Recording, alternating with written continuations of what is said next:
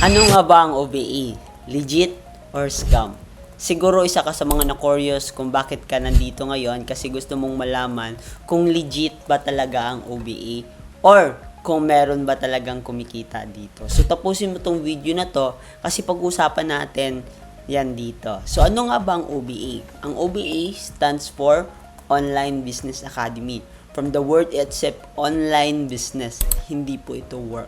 So kung nagtatanong ka right now kung meron ba itong puhunan or mailalabas ba na pera dito, yes, meron. Kasi wala namang negosyo na walang capital. So ang OBA, isa po siyang academy na nagtuturo sa lahat ng mga gustong matutong kumita, gustong magkaroon ng legit na sideline dito sa online. And kung tatanungin mo ko ilang years na ba ang OBA, good news, we are unbeatable 11 years na po. So napakarami na pong natulungan po dito, different walks of life, 'di ba? Mga Pinoy na nandito sa Pilipinas or kahit international. And also OBA was awarded as most outstanding online marketing system in whole Asia.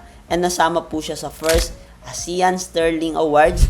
Doon pa lang isa ng patunay na legit ang OBE. Unang-unang kailangan mo lang dito, dapat meron kang gadget na ginagamit. It's either Android, iPhone, or laptop. Diba? Di baling luma, as long as nagagamit, pwede na yan. At dapat meron kang stable internet connection kasi this is purely online. So pangalawa, kailangan mo lang dito is mag-attend ng online orientation kasi dun po i-explain lahat ng mga legalities, compensation plan, and mga benefits nito. And pangatlo, dapat magkakaroon ka ng tinatawag namin na user ID. So, yung user ID po, doon po papasok lahat ng mga transaction, doon mo transparently mamomonitor ang yung income, and syempre, doon mo na din mawe-withdraw or mai-encash yung kinikita mo dito sa OBA. So, ito po yung mga nagsisilbing LTO or License to Operate, 'di ba, dito sa online. At kapag meron ka nun, pwede mo na gamitin lahat ng social media accounts mo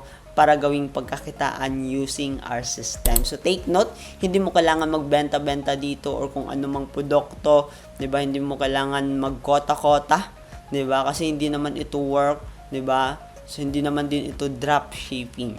Basically, ang gagawin mo lang is purely copy and paste.